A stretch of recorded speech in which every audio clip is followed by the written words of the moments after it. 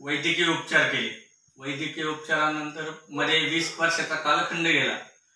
साधारणतः 2 महिन्यापूर्वी 3 महिन्यापूर्वी गौरी सदाकाळे यांच्या माध्यमातून अमृत ज्यूसची माहिती मला मिळाली।